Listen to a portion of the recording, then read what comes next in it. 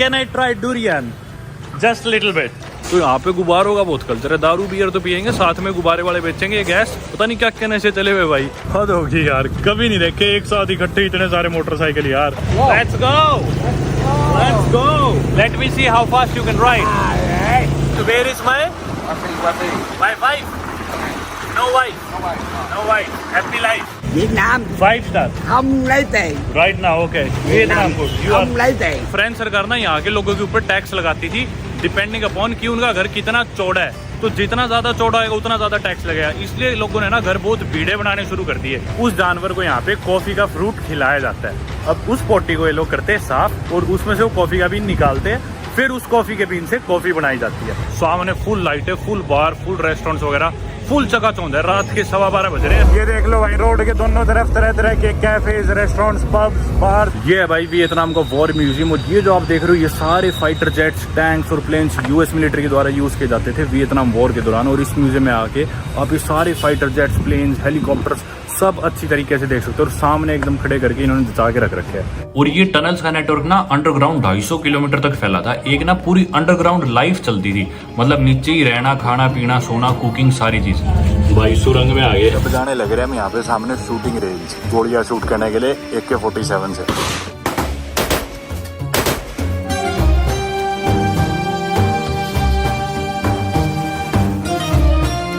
दोस्तों स्वागत है आप सभी का एक नई वीडियो से वियतनाम देश से, officially known as the socialist republic of Vietnam. Main road पे शोर इतना ज्यादा था कि वीडियो का इंट्रो मेरे को साइड में आके बोलना पड़ रहा है। और अगर आप मैप पे देखोगे तो आप लोग जानोगे कि Vietnam is located at the eastern edge of mainland South East Asia. Vietnam is located at the eastern edge of mainland South East Asia. Vietnam अपनी लैंड बॉर्डर्स शेयर करता है चाइना, लाओस और कंबोडिया से। और वहीं अगर इसकी maritime borders की बात करें तो ये बॉर्डर शेयर करता है थाईलैंड से through the gulf of Thailand. इसके अलावा इंडोनेशिया, मलेशिया और फिलीपीन से थ्रू द साउथ चाइना सी। हालांकि वियतनाम देश की कैपिटल सिटी है हनोई, लेकिन इसकी लार्जेस्ट सिटी है हो ची मिन्ह, जिधर अपन फिलहाल है, जिसे साइगोन के नाम से भी जाना जाता है। जी हाँ, पहले सिटी का नाम था साइगोन, लेकिन 1975 में साइगोन से इसका नाम चेंज कर दिया गया था हो ची मिन्ह, जो कि यहाँ के फॉर्मर प्राइम मिनिस्टर और लीडर थे, जिन्हें सभी लोग अंकल हो के नाम से भी जानते हैं, फिर सिर्फ अंकल के नाम से भी जानते हैं। हो ची मिन्ह की फोटो आपको वियतनाम के हर नोट पे मिलेगी। और साइगोन सिटी का नाम चेंज करके भी हो ची मिन्ह भी उन्हीं के ऊपर किया गया था। वियतनाम के लार्जेस्ट सी पोर्ट और एयरपोर्ट वो दोनों भी हो ची मिन्ह सिटी में ही है। ये है इधर का कोई बस स्टैंड हो ची मिन्ह सिटी का। अपन सेंटर के काफी नजदीक है और इधर से अब निकलते हैं बाहर।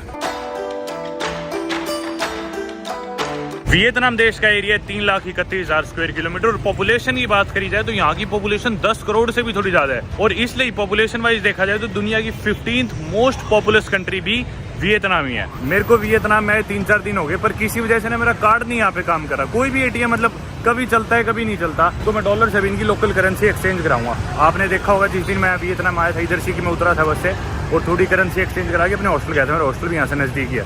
अब वापस मैं वही दुकान ढूंढ रहा हूँ ताकि मैं थोड़े डॉलर चेंज करवा सकूँ। और आप लोग सोच रहे हो कि भाई मैं रोज वीडियो क्यों नहीं बना रहा था इधर वियतनाम में, तो कारण यही है यार, ये जो देश है ना एशिया वाले, अपने इंडिया से बहुत अच्छे से कनेक्टेड है।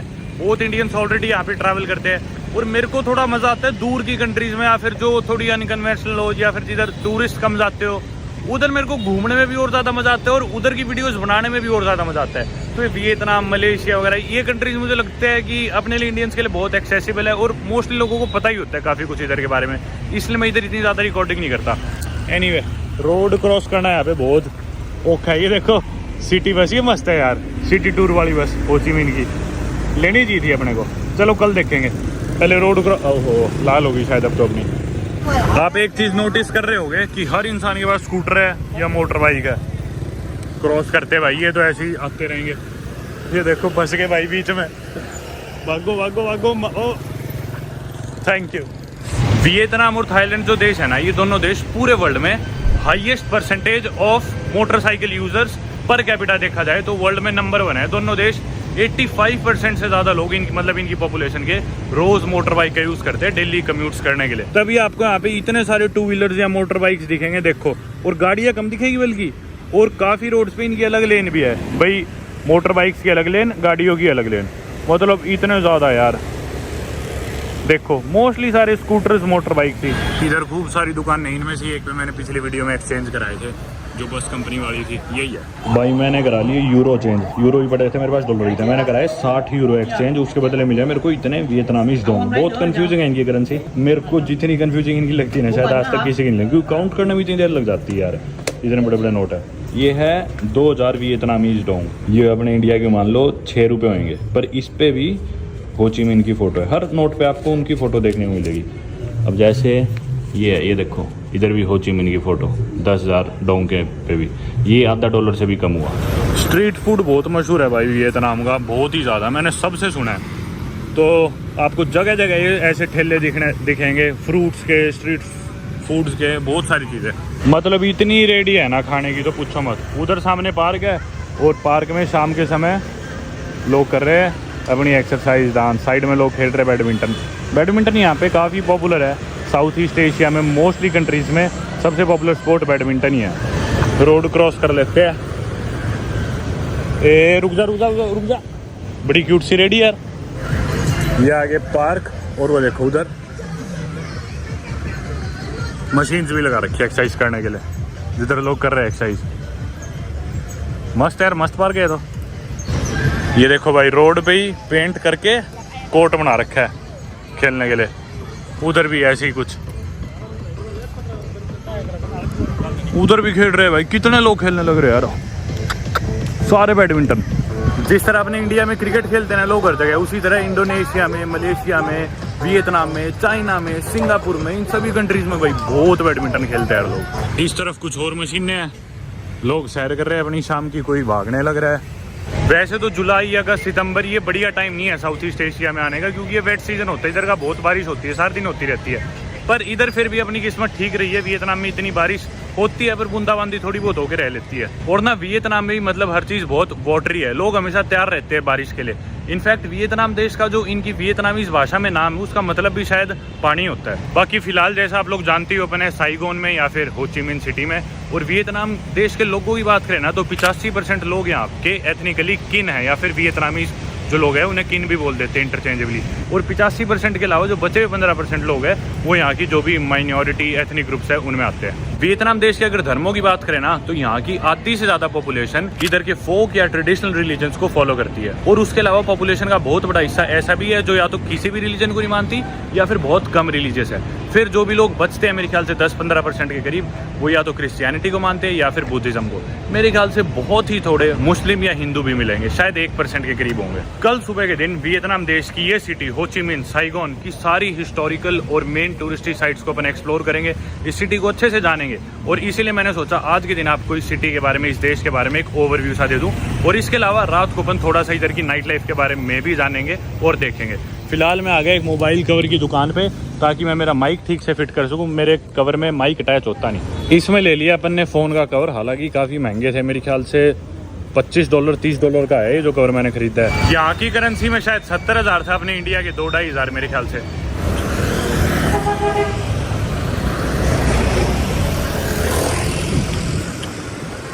एक और आइकॉनिक चीज़ जो आपको साउथ ईस्ट एशिया में जगह जगह दिखेगी वो है 7-Eleven के स्टोर्स। ताइवान में, मलेशिया में, वियतनाम में, थाईलैंड में, हर जगह आपको ये ज़रूर दिखेंगे।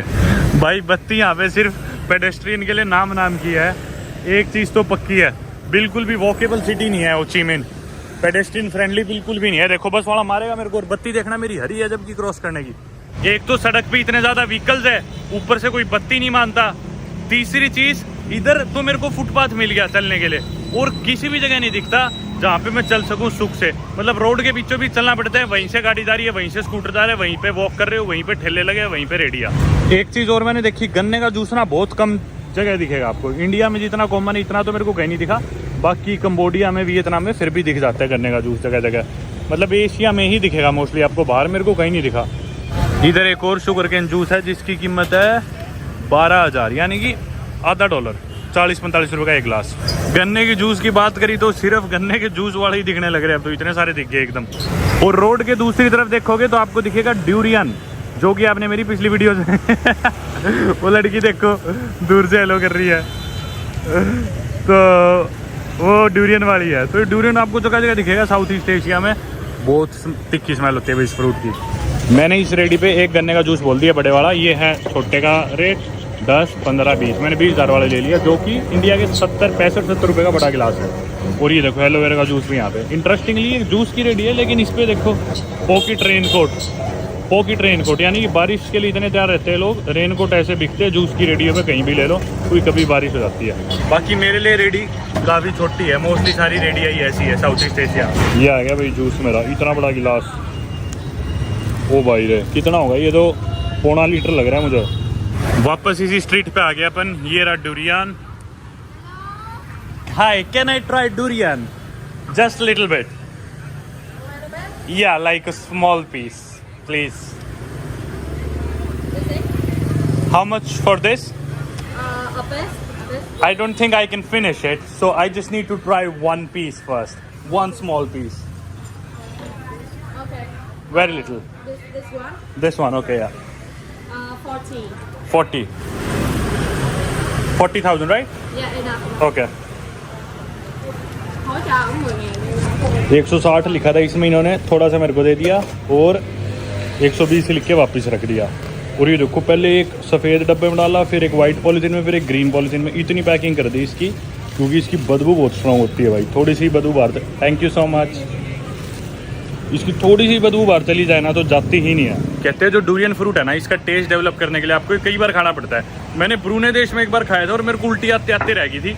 और मुझे पता है अब की बार भी मुझे पसंद नहीं आया, पर मैंने सोचा ट्राई करके देख लेते। आया 40,000 का, यानी कि $1 ज़्यादा का, अपने 100 रुपये का है ये, इतना सा एक पीस इसका। पर बहुत खाते हैं यहाँ पे, बहुत ज़्यादा रिवाज है, बहुत चलन है इसका। आपने देखा ये 3 पैकेजिंग में पैक कर रखा है। अगर गलती से भी ये गाड़ी में रखा रहेगा ना, या कमरे में रखा रहेगा और ठीक से पैक्ड ना हो, तो कमरे में से गाड़ी में से उसकी बदबू जाएगी ही नहीं कई दिनों तक। बहराम, इनसे मेरा नाम नहीं बोला जाता ना। चलो भाई, लेट्स गो। अपन ने दरअसल करा ली है बाइक जिम में जाने के लिए।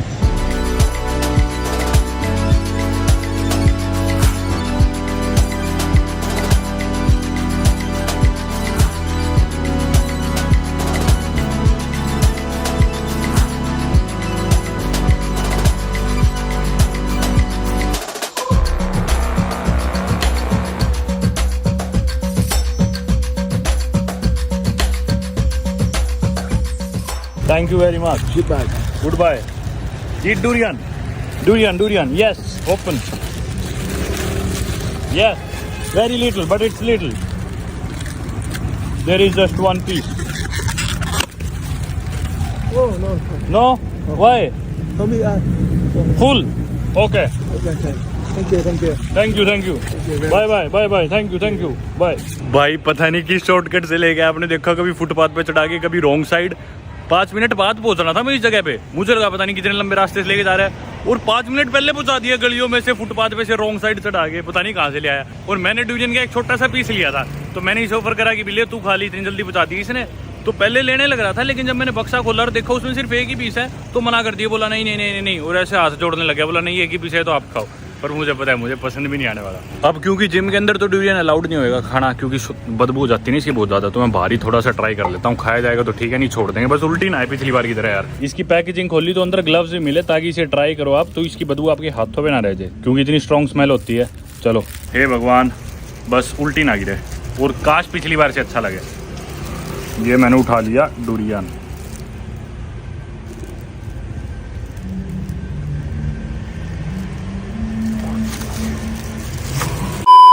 मुझे नहीं लगता भाई कि मेरा टेस्ट डेवलप होने वाला है डुरियन का। चलो जिम में चलते हैं। पिछली बार की तरह इधर कुछ लोग फुटबॉल खेलते हुए, और ये रही अपनी जिम, जिधर पिछली बार आए थे उसी जिम में आता हूँ मैं।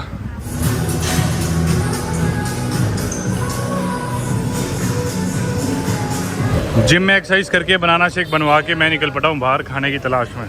इधर ना सड़क किनारे बाइक पे ये कोई मीट बेच रहे थे। मैंने सोचा पता नहीं किस चीज़ का, मेरे समझ भी नहीं आया किस चीज़ का। तो मैंने इनसे पूछा, तो ये फ़ोटो दिखाने लग रहे हैं अभी गूगल पे, नहीं फ़ोन में। अब जानवर की दिखाएंगे, जिस जानवर का मांस है। ऐसा ना बहुत देखा मैंने भी इतना। में ऐसे स्कूटर सा ले लेंगे, स्कूटर के पीछे ये टांग लेंगे लाइट लगा के। Which animal? No, I can't understand. पता नहीं है तो भाई कौन सा जानवर है। ओके भाई, मेरे नहीं समझ में आया क्या जानवर है, लेकिन इसका ऐसे मांस टांग के पूरी तरी कोयले लगा के पूरी बाइक पे लगा रखा है सिस्टम ताम जाम। जो भी ऑर्डर है ये एक तवा सा टांग रखा है, साथ ही साथ पका के खिला दिया। Thank you, good night. Street food कुछ और तरह के, गन्ने का जूस, और ये भाई भी पता नहीं जूस ही बेच रहा है क्या बेच रहा है। ये इधर पता नहीं और कुछ ना कुछ मांस मच्छी है। हेलो, ये सामने इनका one of the most popular malls, जिधर मैं कल आया था टी शर्ट लेने, ताकाशिमाया नाम है इसका। और ये एक एंट्रेंस है इस मॉल की, पीछे की तरफ और भी है। और इस मॉल के पीछे ही है साइगोन सेंटर। साइगोन जैसा आपको पता ही है हो ची मिन सिटी का नाम है। बड़ा सा स्काई स्क्रैपर।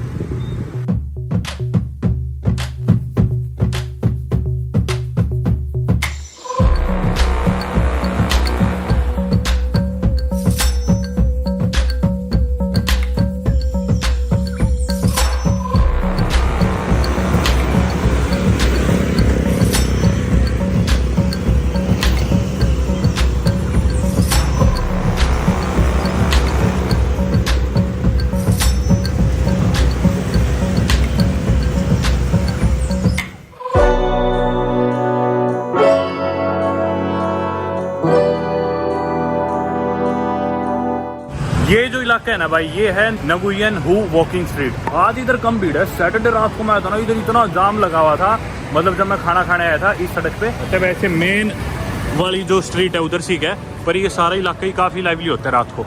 इधर मतलब खूब सारे restaurants, cafes, ice cream parlours, coffee shops और डेजर्ट्स वगैरह के कैफ़ेज़, दुकानें, वो सारी चीज़ें है भाई यहाँ पे। ये भी मतलब इनके one of the main spots में से एक है। इधर ही अपना रेस्टोरेंट है यार। आज बहुत खाली यार, उस दिन सैटरडे को कितना जाम था इधर। मैं तो भाई उसी टर्किश रेस्टोरेंट पे आ गया, महंगे वाले पे, जिस पे उस दिन आए थे। बढ़िया लगा था मेरे को उसका खाना। आ गया अपना खाना खाते। अब खाना खा के बाहर निकल के देखा तो बारिश होने लग रही है। तो मतलब अभी शांत होगी, बीच में एक बार बहुत तेज बारिश शुरू हो गई थी। ग्रैब परम, यस एग्जैक्टली परम, cute Indian boy. Late me see how fast you can drive, kill it. Signal तोड़ दिया, दैट्स माय बॉय।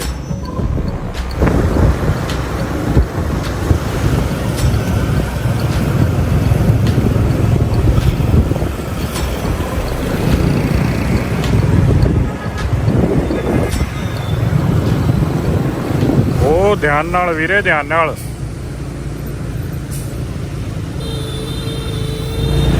रफ्तार के नशे में चूर। ड्राइवर साहब तो आगे निकल गए। Yes right hand sir. It's my car. Việt Nam 5 star. không lấy tiền. Right now, okay. Take it out, take it out. Thank you sir. Việt Nam Vietnam food. You không lấy tiền. Come later, okay. Bye bye, good night. तो भाई gym से मैं आ गया था और नहा लिया था। और आपको याद होगा ऑगस्टीना कंबोडिया में अपने हॉस्टल में थी, अपन खाना खाने गए थे। ऑगस्टीना, से हाय।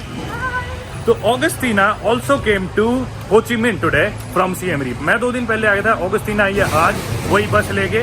और ऐसा ना बहुत होता है कि भी सेम लोग सेम जर्नी फॉलो करते हैं काफ़ी कॉन्टिनेंट्स में। लैटिन अमेरिका में मेरे साथ बहुत ऐसा होता था, कोई इंसान मेरे को दूसरे देश में मिला, फिर बाद में मेरे हॉस्टल में दोबारा आ गया। Do you know this girl called Anjali? She was also staying in the same hostel in Siem Reap, and she is now here at the same hostel as well. Yeah. तो अभी हम आगे एक restaurant में तो खाना खा रखा था, इसे भूख लग रही थी। ऑगस्टीना ने मंगवा लिया था भाई ये पिज़्ज़ा और साथ में फ्राइज और ये कोक, पूरा मील लिया था।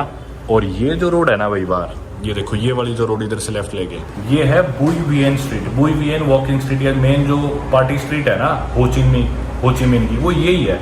और इस स्ट्रीट के बिल्कुल एडजेसेंट है अपना हॉस्टल। और इस हॉस्टल में जैसे मैं बता रहा था, एक और लड़की थी Anjali. Anjali is half American half Indian, her mom's Indian, and she was staying at the same hostel loved Cambodia in Siem Reap where we were staying at, and she's traveling with another friend of hers. I think they live in Florida in the US. तो अंजलि और वो 2 लड़कियां थी, पता नहीं, मेरे उसकी friend का नाम नहीं याद मुझे, वो भी हमारे उसी हॉस्टल में रुकी थी कंबोडिया में, लव्ड कंबोडिया Siem Reap में। और वो भी अभी इसी हॉस्टल में, मतलब वो भी वियतनाम आ गई, हो ची मिन में ही और इसी हॉस्टल में। तो ऐसा बहुत होता है ट्रैवल करते टाइम, आपको लोग दोबारा मिलते रहते हैं अलग अलग कंट्रीज में, अलग अलग हॉस्टल में। अभी मेरा प्लान था आपको बाकी ये स्ट्रीट दिखाने का, बुई वियन स्ट्रीट। ये इधर की जैसा मैंने बताया नाइट लाइफ या वॉकिंग स्ट्रीट है। और ये स्ट्रीट एक्टिव होती है रात को 12 बजे। अभी वक्त हुआ है एग्जैक्टली 12 बजे में 1-2 मिनट रह रही है। और ये दिखाने के लिए मैं बाहर आया था आपको। कल सुबह हमने ले रखा है एक टूर, कूची टनल जाए कि यहाँ हो ची मिन से 1.5-2 घंटा दूर है। और सुबह 8 बजे टूर स्टार्ट हो जाएगा, इसलिए मुझे रात को टाइमली सोना है, जल्दी सो के ताकि जल्दी उठ जाऊँ। पर फिर भी मैंने सोचा सोने से पहले आपको एक बार स्ट्रीट जरूर दिखा दूंगा। मैं गया नहीं थाईलैंड, लेकिन जो लोग गए वो रिलेट कर पाएंगे, क्योंकि मैंने और ट्रैवलर से सुना है कि थाईलैंड में भी जो स्ट्रीट्स है वो भी ऐसी है, पार्टी वाली जो स्ट्रीट्स है। How was it? It's okay. You're Italian, right? You must take your pizzas very seriously. It's just fine. It's okay, but it's fine. तो क्योंकि वैसे तो ऑगस्टीना है अर्जेंटीना से, पर What do you think? What percent of Argentina's population is ethnically Italian? 63%. Around 63. Yeah. Do you have an Italian passport as well? या तो Argentina में बहुत सारे लोग ना एथनिकली इटालियन जरूर उनके पास अर्जेंटीनियन और इटालियन पासपोर्ट दोनों होते हैं. So on this trip are you travelling with your Argentinian और Italian passport? Generally, I travel with the Italian one.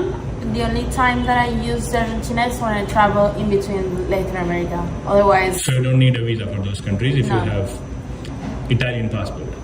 for the Latin American ones, I use the Argentinian, Yes. and on this trip you're using Italian. Yes, and for everything else, I use Italian. Yeah. You're so privileged. अब आगे भाई हम pizza restaurant के बिल्कुल साथ वाली adjacent सड़क पे अपने हॉस्टल के बिल्कुल पास बुई वीएन स्ट्रीट, जो कि नाइट लाइफ स्ट्रीट है बेसिकली.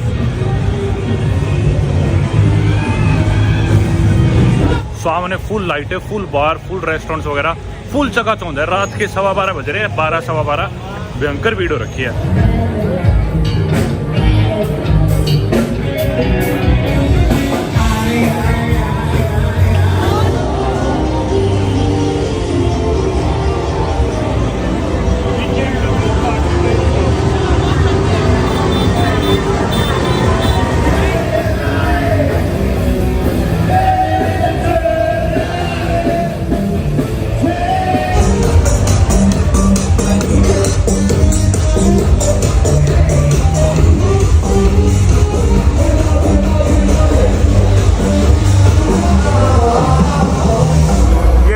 रोड के दोनों तरफ तरह तरह के कैफेज, रेस्टोरेंट्स, पब्स, बार्स. किसी के बाहर लड़कियां नाच रही है छोटे छोटे कपड़ों में, किसी के बाहर कुछ है. ये लेके घूम रहे हैं स्ट्रीट फूड अलग अलग बाइक पे, स्कूटर्स पे, टेम्परेरी ठेले से लगा रखे हैं जगह जगह.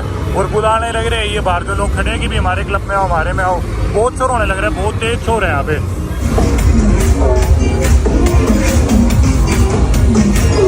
Did you notice those people inhaling balloons on the street? There were like a lot of balloons. Yeah. Did you notice those balloons? Yes, I've seen that. Do you know what that is? I think it's like it cuts your oxygen for a little bit on your Yeah. brain, so you feel dizzy. Yeah. I think the gas is nitrous oxide, NO2, and then it just gives you euphoria for like 15-20 seconds, but it's very dangerous.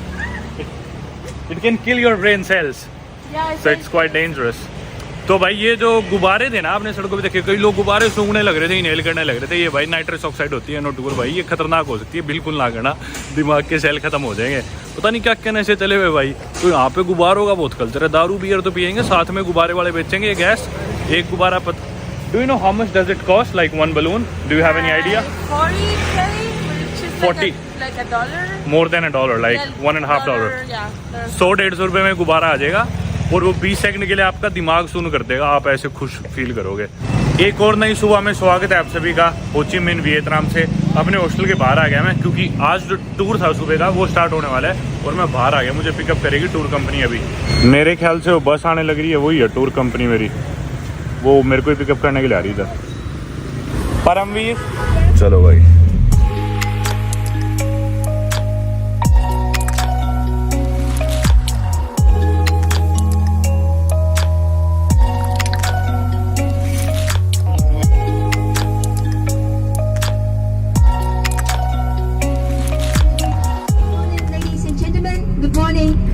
Everyone, so at first, thank you so much for your waiting. First, I want to introduce myself first. I have an English name, it's Lara. Lara. Lara is my English name. हो ची Minh City से चले हमें लगभग 1 घंटे से ऊपर हो गया और ये हमारा पहला स्टॉप. ये ना बेसिकली एक हैंडीकैप्ड लोगों की मार्केट है. और ये लोग हैंडीकैप हुए कैसे कि ना, जब यहाँ पे वियतनाम वॉर चल रहा था. वियतनाम वॉर बहुत लंबा टॉपिक है, तो थोड़ा थोड़ा अपन समझते रहेंगे वियतनाम वॉर को इस वीडियो के थ्रू.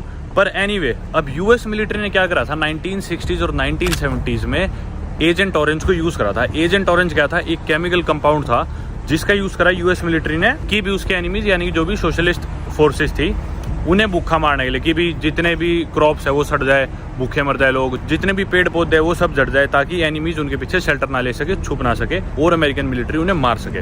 अब एजेंट ऑरेंज का नुकसान क्या हुआ कि इसमें बहुत ही हार्मफुल केमिकल कंपोनेंट होता है, डायोक्सिन शायद. उसकी वजह से ये लोगों में भी आने लगा, क्योंकि उन्होंने तो छिड़काव कर दिया प्लेन्स के थ्रू। और एजेंट ऑरेंज की वजह से लोगों में आने लगी बहुत ज्यादा डिसेबिलिटीज, लोगों में कैंसर होने लग गया, न्यूरोलॉजिकल डिजीजेज होने लगे, रिप्रोडक्टिव डिजीजेज होने लगे, इसी तरह की बहुत सारी डिसेबिलिटीज की वजह से लोग हैंडीकैप होना शुरू हो गए। और फिर बाद में उन्हीं लोगों को मदद करने के लिए, हालांकि 1970s में इसकी प्रोडक्शन रोक दी गई थी अमेरिकन द्वारा, पर लोगों को नुकसान पहुंच चुका था, तो उन्हीं लोगों की मदद करने के लिए सरकार ने इस तरह की काफ़ी सारी चीज़ें चला रखी है कि भी हैंडीकैप मार्केट्स है, उन लोगों को सरकार थोड़ी प्रिविलेज दे देती है जो उन डिसेबिलिटीज़ के साथ जी रहे हैं, जो कि वियतनाम वॉर के कारण हुई थी लोगों को।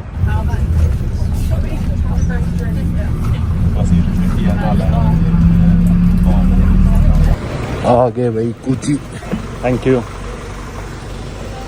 सभी गोरे लगाने लगे सनस्क्रीन बाहर उतरते ही। बाकी भाई इस जगह का नाम कूची पड़ा भी कूची ट्री के ऊपर है। एक ट्री होता है कूची, जो कि आयरन वुड ट्री भी बोलते हैं जिसे, जो कि अपनी टफनेस और रेजिलियंस के लिए जाना जाता है। और वो एज हाइड आउट यूज़ करते थे जो वियतकॉन्ग के गुरिल्ला वॉरियर्स थे। कौन थे वो बताऊंगा थोड़ी देर में। मैंने जो टूर लिया था ना, इस टूर की कीमत तो शायद 20 यूरो के अराउंड थी, यानी कि इंडिया के 1700-1800 रुपये। और इन्होंने एंट्रेंस टिकट भी लेके दिए, जो कि इंक्लूड थी 1,25,000 वियतनामीज डोंग। तो अगर खुद से भी मैं शहर से बस लेके आता तो $5 की ये टिकट लेनी पड़ती, प्लस बसेज वगैरह चेंज करके आओ जाओ।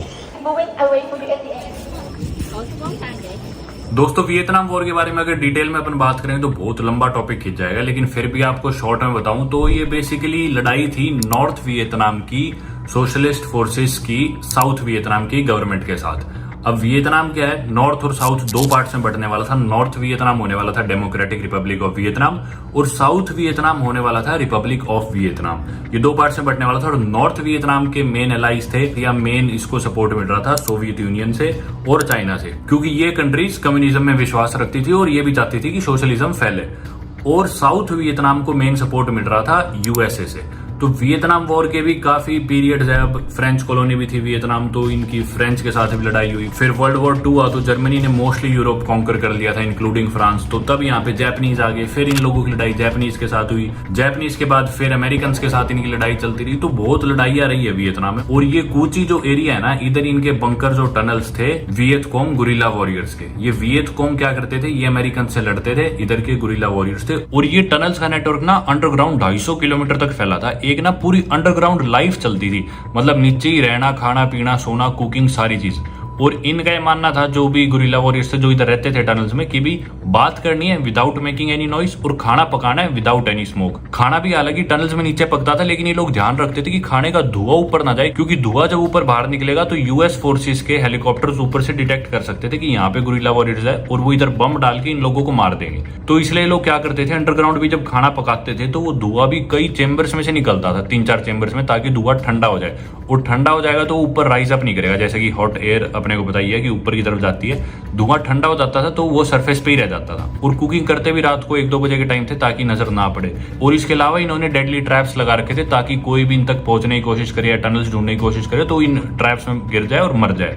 आपने देखा ही जैसे तरह तरह के ट्रैप्स अपन देख रहे थे, किसी में पैर आपका फंस जाएगा, किसी में आप नीचे गिर जाओगे, किसी में ये बैम्बू की स्टिक्स चुभ जाएगी, किसी में कट्टे चुभ जाएंगे, किसी में स्कॉर्पियन जाए, किसी में सांप है। तो इन सब चीजों का यूज करते थे छुपे रहने के लिए। और बहुत हिडन एंट्रेंसेज होती जिनकी, या तो पत्थर के पीछे से, या झाड़ियों के पीछे से, या जमीन में ऐसी जगह जिधर आप इमेजिन ही नहीं कर सकते, पत्तों के नीचे। ये जो सुरंगे भी है, सुरंग के ढक्कन के ऊपर भी पत्ते होंगे, और आप मान ही नहीं सकते कि नीचे एक सुरंग है। पत्ते होंगे, पत्ते हटाओगे तो सुरंग का ढक्कन, और वो ढक्कन हटाए बाद आप सुरंग में एंटर कर जाओगे। फिर उसी तरह आप सुरंग से बाहर भी निकल सकते हो। तो ये बहुत हिडन लाइफस्टाइल थी, जो कि अंडरग्राउंड एक अलग ही दुनिया बसी हुई थी एक तरह से। वियतनाम वॉर में बहुत लोगों की जानें भी गई। 58,000 से ज्यादा अमेरिकन सोल्जर्स इसमें मरे थे। 3 लाख से ज्यादा अमेरिकन सोल्जर्स इसमें इंजर्ड हुए थे। 10 लाख से ज्यादा नॉर्थ वियतनाम के सोल्जर्स और यहाँ के वियतकॉन्ग गोरिल्लाज मरे थे। 2.5 लाख सोल्जर्स साउथ वियतनाम से मरे थे। वियतनाम के लगभग 20 लाख सिविलियंस इस वॉर में मरे। और सिर्फ वियतनाम ही नहीं, लाओस और कंबोडिया देशों से भी हजारों की संख्या में लोग मरे। आप लोग हो सकते हैं सब नंबर सुन के सोच भी रहे हो, भाई यूएस इसमें क्यों इतना इंटरफेयर कर रहा था, यूएस की इन्वॉल्वमेंट क्यों थी। तो कारण यही था, कम्युनिज्म फैलने लग रहा था, और यूएस को इस चीज से दिक्कत थी कि अगर ऐसे ही कम्युनिज्म फैलता रहा एशिया में तो जल्दी सभी लोग कम्युनिज्म को अपनाने लगेंगे। तो यूएस नहीं चाहता था कि कम्युनिज्म ऐसे फैले, इसलिए वो साउथ वियतनाम में आके अपोज कर रहा था नॉर्थ वियतनाम की फोर्सेस को, ताकि कम्युनिज्म ना सके इस देश में। लेकिन फाइनली यूएस जब इसमें ज्यादा कुछ नहीं कर पाता और इतनी मौतों के बाद 1973 में यूएस कर लेता है अपने ट्रूप्स विड्रॉ। 1975 में होता है फॉल ऑफ साइगोन, यानी कि जो नॉर्थ वियतनाम की फोर्सेस थी वो कैप्चर कर लेती है साइगोन को, जो कि साउथ वियतनाम की एक सिटी थी, और इसका नाम चेंज करके बाद में कर दिया जाता है हो ची मिन्ह, और साउथ वियतनाम की गवर्नमेंट सरेंडर कर देती है। और 1976 में फाइनली ये देश बनता है सोशलिस्ट रिपब्लिक ऑफ वियतनाम, यानी कि साउथ और नॉर्थ पार्ट वियतनाम के दोनों पार्ट्स को एक ही सरकार रन करेगी, जो कि कम्युनिस्ट सरकार थी। कंट्री की कैपिटल बनाया जाता है हनोई को, जो कि नॉर्थ वियतनाम की सिटी है। और सोशलिज्म के खिलाफ ये जो लड़ाई थी जिसमें यूएस मदद कर रहा था ये लड़ाई लड़ने में, वो लड़ाई फाइनली खत्म होती है।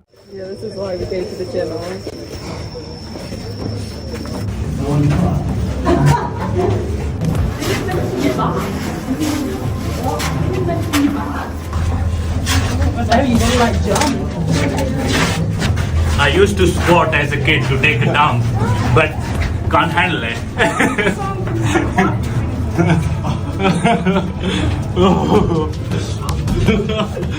Whoa.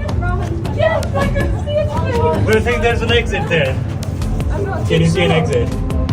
Oh, look, can you see the X out there? I keep telling you that. This is the way out. भाई सुरंग में आ गए। There's a way out. There is? Yeah.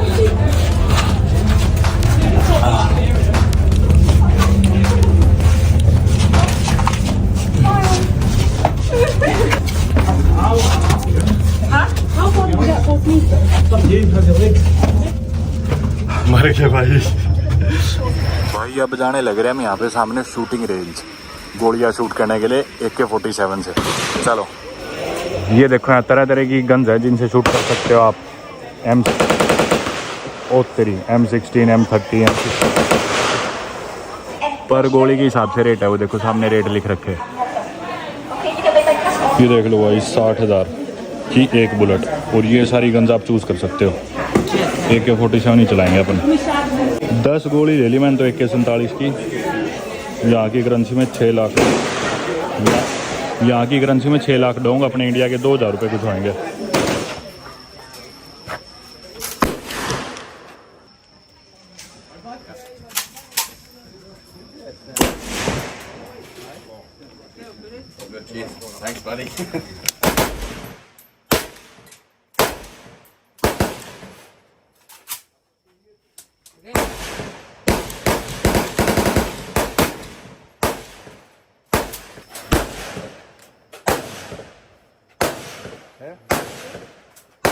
भाई अपनी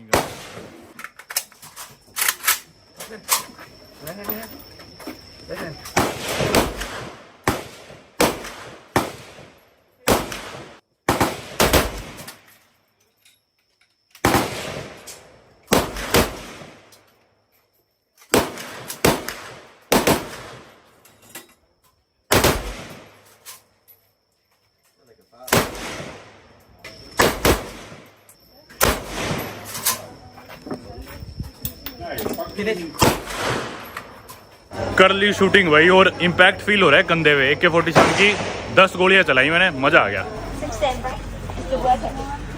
ये है भाई इनकी ग्राउंड वेजिटेबल कसावा या शकरकंदी से सिमिलर अपनी जो होती है, वो खिलाने के लिए ले आई है। आगे भाई वापस बस में। फिलहाल आगे अपन सारे लंच करने यहाँ पे किसी रेस्टोरेंट पे। ये है भाई इनका मेन्यू, 25,000 से डिवाइड करोगे तो डॉलर आ जाएंगे। 4-5-6 चीज़ें हैं, मतलब $3 250 रुपये की एक चीज़ है, कोई इतना महंगा भी नहीं।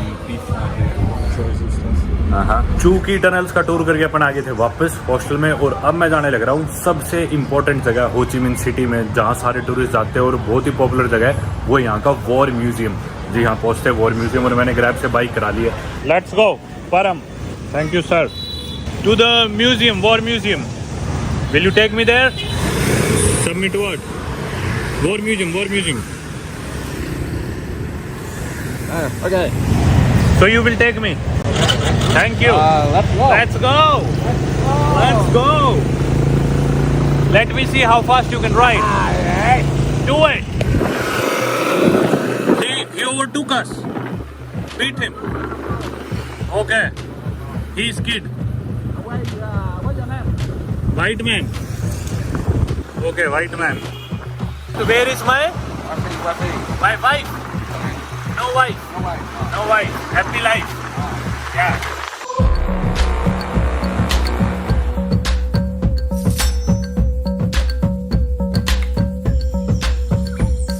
सड़क में भाई गड्ढा हो रखा था इतना बड़ा, लोगों ने पत्तों से ढक रखा था।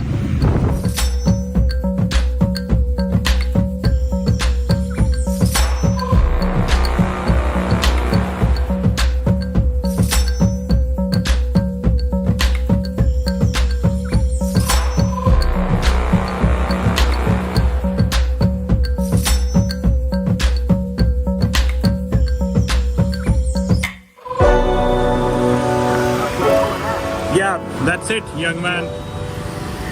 Goodbye, see you again. Goodbye, have an amazing day. यहाँ भाई एंट्रेंस की टिकट लेके अपन घुसेंगे अंदर वॉर म्यूजियम के। ये थी भाई टिकट 40,000 डोंग की, यानी कि $1.25 100 रुपये। ये देख लो भाई, बाओ टांग चुंग टिच चियन त्रान वॉर रेमिनेंस म्यूजियम। गलत बोला हो तो सॉरी। ये देखो बाहर सामान खड़ा, सामान तो क्या खतरनाक सौदा है। ये US एयरफोर्स का प्लेन और ये भी US एयरफोर्स का। भाई साहब मस्त नज़ारे। वो देखो हेलीकॉप्टर भी उधर भाई, तरह तरह के फाइटर जेट्स है। इधर ये आ गया हेलीकॉप्टर, पड़ेगा इस पे लिखा होगा maximum range of action 370 kilometre, effective time in action 1 घंटा 45 minute. Birotor helicopter used for transport, ambulance, air convoying, scouting missions and fire coordination in support of airborne units. इस तरफ कुछ और भाई टैंक्स और फाइटर प्लेन्स। मैक्सिमम स्पीड इस tank की 48 kilometre per hour. पीछे और भी है। हाँ परमवीर हूँ भाई। कैसे हो? कैसे हो? कैसे हो भाई? घूमने आए हो? अच्छा, कहाँ से? इंडिया में, पुणे से। अच्छा भाई मैं वीडियो बना रहा था पीछे से भाई, वो देख परमवीर मेरे को सुन गया। बहुत बार हो लिया कई जगह। कल रात को तो वही मैं हॉस्टल के पास वाली बीच में एक सुनसान गली में था, वहाँ पे 2 लड़के आए, मुंबई के थे शायद। उन्होंने भी दूर से देख के मेरे को फॉलो किया और पहचान लिया। ये भाई म्यूजियम के अंदर का पार्ट, ऑडियो गाइड। वैसे मैंने सुना ये लेने की जरूरत नहीं है, पढ़ लो बस, वो सही है। इसमें रखा है भाई इनका असला बारूद। ये सारे फ्रेंच ट्रूप्स के असली है मेरे ख्याल। हाँ, उनकी मशीन गन वगैरह जो भी चीज़ थी है। टू यून है ये, कोई सब मशीन गन लिख रखा है। ये भाई कोई फ्रेंच सोल्जर मरा था, उसकी घड़ी और वॉलेट में जो पैसे निकले वो सब चीज़, और उसके कपड़े वगैरह। ये ईंट है भाई जो उन्होंने आउटपोस्ट फ्रेंच ने बनाने में यूज़ करी थी, उसमें से एक ईंट। बहुत बड़ा म्यूजियम है भाई, कई फ्लोर है इसके। ऊपर वाले पे आ गए अपन। उधर कुछ और असला, ये मिसाइल वगैरह थी छोटी शायद। इधर बंदूक के तरह तरह की राइफल्स।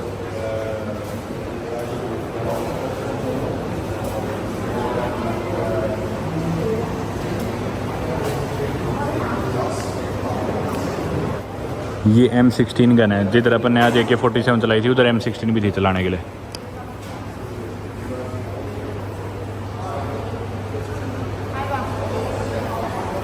ये है भाई तरह तरह के बम, स्टील पैलेट बम, एंटी टैंक बम। ये देख लो तरह तरह के। ये वाला जो कमरा था वॉर क्राइम्स का। अब सामने जो है एजेंट ऑरेंज इफेक्ट्स, जो कि मैंने आपको सुबह भी बताया था, जो केमिकल छिड़का था अमेरिकन मिलिट्री ने, एजेंट ऑरेंज। ये देखो नए जो बच्चे पैदा होते थे ना, सबके कुछ ना कुछ डिसेबिलिटीज़ होती थी उस केमिकल कंपाउंड की वजह से। उनके पेरेंट्स के अंदर आ गया था वो, और बच्चे जो भी पैदा होते थे सबके कुछ ना कुछ, ये देखो डिसेबिलिटीज़। चारों तरफ यही फ़ोटोज़ लगी हुई है भाई, बहुत ग्राफिकल है, मतलब ओवरवेलमिंग सा। ये भाई मिसाइल लॉन्चर्स है US मिलिट्री के, जो टैंक्स के अगेंस्ट यूज़ करते थे, टैंक को तबाह करने के लिए। कुछ और रखे हुए उधर। यहीं पे सोविनियर शॉप से मैंने एक ये फ्रिज मैग्नेट ले लिया 30,000 डोंग का, $1 से थोड़ा ज़्यादा, इंडिया के 100 रुपये मान लो। और बाहर ही यहाँ है एक कॉफ़ी शॉप। कॉफ़ी के बारे में तो मैं आपको बताना भूल गया यार, वियतनाम कॉफ़ी के लिए इतना मशहूर है। अभी थोड़ी देर में डिस्कस करेंगे। यहाँ भाई कुछ और इनकी नाव वगैरह है जिसमें भी गन लगी हुई है। US मिलिट्री की सारी, को देखो लिखा US आर्मी। मेरे को पर्सनली ना म्यूजियम्स वगैरह कोई बहुत ज़्यादा इंटरेस्टिंग नहीं लगते, पर ये वाला म्यूजियम ना सही में वर्थ विजिटिंग है यार। और हर टूरिस्ट से जिससे मेरी बात हुई ना, हर ने कहा कि भाई हो ची मिन जाए तो ये म्यूजियम जरूर जाइयो। और था यार, जेन्युइनली अच्छा था। पर ना म्यूजियम्स वगैरह वीडियो के जरिए दिखाने बहुत ट्रिकी हो जाते हैं, क्योंकि आराम से रुक के पढ़ने और समझने वाली चीज़ है। वीडियो में एकदम से मैं आपको दिखा नहीं सकता, इतना बड़ा म्यूजियम जो इन्होंने बना रखा है, इतने से कैमरे के जरिए मैं कैसे आपको अच्छे से बता पाऊंगा। तो वही आप कभी आओ तो खुद घूम के देख सकते हो, मतलब आपको पता चलेगा वॉर के आफ्टर इफेक्ट्स कितना नुकसान हुआ लोगों को, जो ब्रूटल पास्ट था वियतनाम का, उसके बारे में आप और बेहतर तरीके से जान पाएंगे। म्यूजियम से निकल गया मैं बाहर, और जैसा कि थोड़ी देर पहले मैं कॉफ़ी की बात कर रहा था, तो दरअसल ना वियतनाम कंट्री की सिर्फ 35% पॉपुलेशन ही अर्बन है, यानी कि मोस्टली पॉपुलेशन 65% के करीब रूरल एरियाज़ में रहती है, या फिर छोटे इलाकों में खुले एरियाज़ में रहती है। अब रूरल एरियाज़ में पॉपुलेशन रहेगी तो ऑब्वियसली इस वजह से कल्टीवेशन भी बहुत ज़्यादा होती है इस कंट्री में, और इसी वजह से कैशू नट्स की पूरी दुनिया में लार्जेस्ट प्रोड्यूसर है वियतनाम। राइस प्रोडक्शन की बात करें तो वर्ल्ड में 5th नंबर पे आते हैं वियतनाम। रबड़ की प्रोडक्शन की बात करें तो वर्ल्ड में 3rd नंबर पे आता है, और कॉफ़ी की बात करें तो पूरे वर्ल्ड में वियतनाम आता है 2nd नंबर पे। हालांकि वियतनाम सिर्फ एक ही स्पॉट पीछे है, 2nd नंबर पे ही है, लेकिन ब्राज़ील में बहुत ज़्यादा कॉफ़ी प्रोडक्शन होती है। लेकिन ब्राज़ील एरिया वाइज भी वियतनाम से वैसे बहुत बड़ा है। एनीवे, जगह जगह हमने फ्रूट्स का बहुत यहाँ पे रिवाज देखा, तरह तरह के फ्रूट्स है, फ्रूट जूसेस है वियतनाम में, इस पूरे रीजन में ही। कंबोडिया में भी काफ़ी थे। यहाँ पे इवन एक ब्रेस्ट मिल्क फ्रूट भी होता है, जिसे पिचकाते हैं तो दूध जैसा सा उसका वो जूस सा निकलता है। लेकिन फ्रूट के अलावा एक और चीज़ जो बहुत पॉपुलर है, जैसे मैंने जस्ट बताया, वो है कॉफ़ी।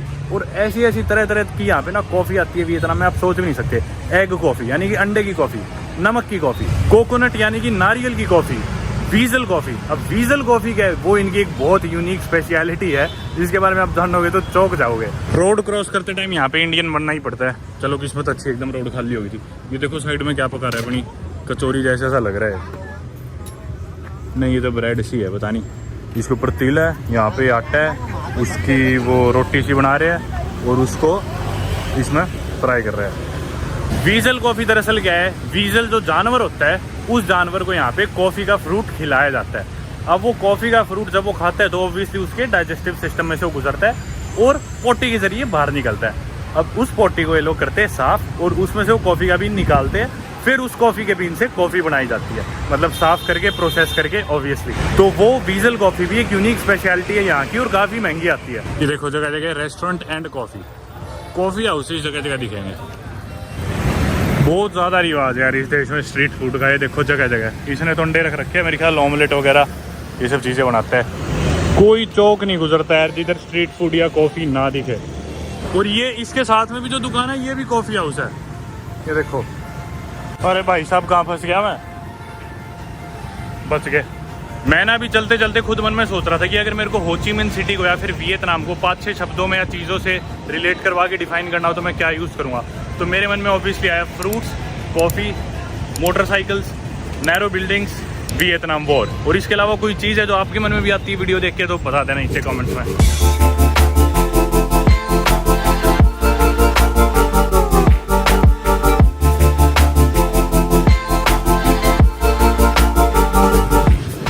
भाई साहब देखना यार, मोटरसाइकिल से मोटरसाइकिल्स हद होगी यार। कभी नहीं देखे एक साथ इकट्ठे इतने सारे मोटरसाइकिल यार, अपने इंडिया में भी नहीं देखे। मतलब एक गाड़ी पे 6 मोटरसाइकिल है, कम से कम 6, 7, 8 मोटरसाइकिल दिखेंगे, फिर एक गाड़ी दिखेगी। रेशो देख लो आप, कंपेयर कर लो, 1, 2, 3, 4, 5, 6, 7, 8, हाँ 7-8 मोटरसाइकिल में मिनिमम एक गाड़ी अपनी शायद रही होगी। वो देखो उधर भी यही हाल है। एक और चीज़ आप लोग नोटिस करो, ये देखो ये बिल्डिंग है ना जितनी भी आपको दिख रही होगी भाई, ऊंची तो है लेकिन चौड़ी नहीं है बिल्कुल भी। मतलब इतनी भीड़ी बिल्डिंग्स कैसे है। इनफैक्ट जो मेरा हॉस्टल है वो भी कुछ ऐसा ही, अगर आपने ध्यान दिया हो तो। कोई भी बिल्डिंग उठा के देख लो, ये देखो कितनी भीड़ी, वाइट वाली, येलो वाली, सारी इतनी भीड़ी है। हर बिल्डिंग बहुत ही नैरो है। इधर देख लो चाहे कोई भी बिल्डिंग कितनी भीड़ी है। उस तरफ वाले घर देख लो रोड के, ये देखो। मतलब मुश्किल से ये एक बिल्डिंग है, ये वाली, वो वाली अलग बिल्डिंग है, ये अलग बिल्डिंग, एक building, 2 building, 3 building, 4 building, 5 building, ये 5 बिल्डिंग है। इसके पीछे का कारण ही है कि वियतनाम जब फ्रेंच रूल के अंडर था ना, तो फ्रेंच सरकार ना यहाँ के लोगों के ऊपर टैक्स लगाती थी डिपेंडिंग अपॉन कि उनका घर कितना चौड़ा है, कितना ऊंचा, उससे मतलब नहीं है। तो जितना ज़्यादा चौड़ा होगा उतना ज़्यादा टैक्स लगेगा। इसलिए लोगों ने ना घर बहुत भीड़े बनाने शुरू कर दिए और ये एक रिवाज ही बन गया। हो ची मिन्ह में तो मोस्टली सारे घर आपको ऐसे ही दिखेंगे। और आमतौर पे आप लोगों को जितनी भी कंपनीज के नाम के स्टार्टिंग में ऐसे वियत दिखेगा या फिर विन दिखेगा, वो बेसिकली ये डिनोट करते हैं कि भी वियतनामीज कंपनी है आमतौर पे। जैसे कि देखो वियतिन बैंक, एक वियतकॉम बैंक है, विंटेल है। तो ये सारी कंपनीज वियत या फिर विन जहाँ भी लिखा हो मतलब वो वियतनामीज है। अब मैं आया हूँ इस कैफ़े पे, कॉफ़ी प्लेस ही है ये। इधर लिखा है कैट एंड कॉफ़ी, इसको कैट पे बोलते हैं शायद, 2016 से बना हुआ है। गूगल पे काफ़ी पॉपुलर दिखा रहा था। चलते हैं। Thank you. या जूते ही दूर उतारने हैं भाई। ये देखो भाई बिल्लियाँ जगह जगह। 98,000 की इनकी एंट्रेंस है। और ये देख लो, चार्ज में उठा लो और सबके टिक्के लगे हुए, वैक्सीनेटेड है सारी। भाई 98,000 डोंग की यहाँ की टिकट, यानी कि $4 अपने इंडिया के 350 रुपये। और उसमें आप प्लेट उठा के कुछ भी खाओ, कुछ भी पियो। ये स्नैक्स रखे हैं, प्लेट ले लो। ये भी बिल्ली की शेप ही है।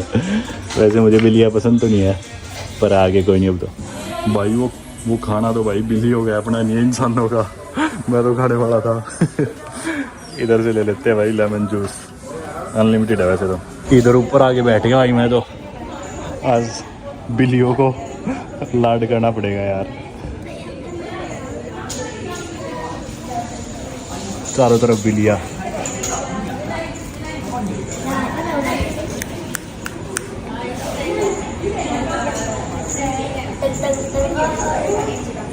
ये लिए भाई मैंने इनकी ट्रेडिशनल कॉफ़ी, मीठी भी है और बढ़िया टेस्ट है यार। और कोई कॉफ़ी नहीं थी इनकी, बस ट्रेडिशनल मिलती है यहाँ पे और मस्त लगी यार मेरे को तो। वैसे टेस्ट वाइज प्योर कॉफ़ी का टेस्ट आने लग रहा है, बढ़िया कॉफ़ी बीन्स का। और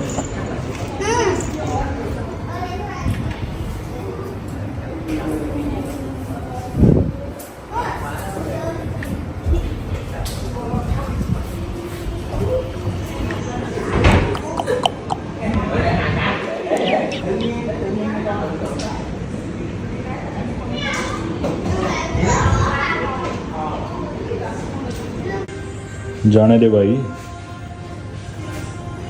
नहीं जाने देगा, मतलब बटेगा नहीं रास्ते में से शेर।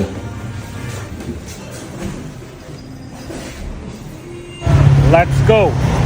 मेरे ख्याल से वियतनाम पहली ऐसी कंट्री है जिधर मैंने एक बार भी टैक्सी नहीं ली अभी तक, और सिर्फ बाइक लिए जा रहा हूँ। You can stop here, thanks. कल वाली रेडी पे आ गया मैं जूस पीने के लिए गन्ने का। कल बहुत बर्फ़ डाल दी थी, आज बोल लूँगा कि बर्फ़ कम डाल ले। 1 big sugarcane juice, 1 big, but little ice, not a lot of ice, little ice. कल पिया था अपन ने। Yes. 1 big, less ice. Yes, 20, okay. अपना जूस बन के इधर ही आ जाएगा। बाकी ये वाला जो मेरा ट्रिप है ना वियतनाम का, इस पर आपने देखा ही कि मैंने हो ची मिन्ह या इसके आसपास वाले एरिया एक्सप्लोर करे, जो कि इंडोस्फीयर इन्फ्लुएंस्ड है। अब इंडोस्फीयर क्या है? बेसिकली एशिया में 2 बड़ी पावर्स हैं, इंडिया और चाइना। और जो चाइना से इन्फ्लुएंस्ड रीजन है ना एशिया में, उन्हें बोलते हैं साइनोस्फीयर, और जिसमें नॉर्थ वियतनाम आ गया। और जो इंडिया से इन्फ्लुएंस या फिर हिंदुइज्म से इन्फ्लुएंस वाले रीजन है वो है इंडोस्फीयर। तो क्योंकि हो ची मिन्ह में बहुत पहले होता था चंबा किंगडम, जो कि एक हिंदू किंगडम था, इसलिए ये वाला एरिया इधर का आर्किटेक्चर और एस्थेटिक्स आपको इंडोस्फीयर इन्फ्लुएंस दिखेंगे। और नॉर्थ वाला जो पार्ट है जिसमें हनोई भी आ गया, वो आपको साइनोस्फीयर इन्फ्लुएंस मिलेगा, यानी कि चाइना से इन्फ्लुएंस। और साउथ ईस्टर्न आपको आर्किटेक्चर और एस्थेटिक्स वहाँ पे देखने को मिलेंगे। तो अगली बार जब भी मैं लौट के आऊँगा वियतनाम, तब अपन कोशिश करेंगे हनोई या फिर नॉर्थ वियतनाम वाला एरिया एक्सप्लोर करें। Thank you. स्टूल भी देंगे। अभी शाम के 7:15 बजे और ये रेस्टोरेंट खाली पड़ा है, लेकिन रात को ना 12-1 बजे ये फुल हो जाते हैं इसके सारे टेबल्स। मैं इधर से गुजर रहा था कल, तो मैंने वैसे ही पूछ लिया, क्योंकि रोज़ मेरे को इधर बहुत भीड़ मिलती थी रात को। मैंने पूछ लिया भाई क्या बेचते हो तुम, तो इस भाई ने मेरे को ट्रांसलेटर खोल के दिखाया और बताया फ्रॉग, यानी कि मेंढक। मेंढक बेचते हैं, पता नहीं मेंढक का सूप सा बना के कुछ इसमें। ये मेरे ख्याल मेन्यू है। हाँ ये देखो, ये रहा, ये मेंढक है। ये आगे दोबारा लिख के दिखाएगा। ये देखो, फ्रॉग पोरिज। ओके या थैंक्स, थैंक यू। सामने सुपरमार्केट से पानी की बोतल ले आते हैं। बाकी वियतनाम काफ़ी सस्ता देश है, जहाँ तक अभी तक मैंने देखा, और सारे लोग ये गोरे आते हैं, इनको तो वैसे ही बहुत सस्ता लगता है यूरोपियंस को। छोटी सुपरमार्केट है, ज़्यादा कुछ तो नहीं है यहाँ पे। मैंने पानी ले लिया 2 लीटर और ड्राई फ्रूट्स लेने थे मेरे को, नट्स वगैरह, बादाम बुदूम, वो सब इधर है नहीं। नूडल्स है खूब सारी तरह के, चॉकलेट्स है, और ये पता नहीं इनकी ड्रिंक्स है अजीब गरीब, और ये बियर है। बियर के रेट दिखाता हूँ आपको। इधर टाइगर बियर बहुत चलती है यार, शायद बियर ही है, पक्का नहीं पता मुझे। हाँ, टाइगर की बियर ही आती है मेरे ख्याल। और ये हैनिकन है 27,000, यानी कि $1 का एक कैन है, 330 ml का, 85 रुपये का कैन, 80 रुपये का कैन। टाइगर का क्या रेट है? टाइगर का भी यही है, थोड़ा कम, मतलब $1 से कम है, 75-80 रुपये का। बडवाइज़र है 25,000 का, यानी कि $1 83,000 का। बड़ा कैन लग रहा है, नहीं बड़े वाला 30,000 का है, 100 रुपये का बड़ा कैन है मान लो।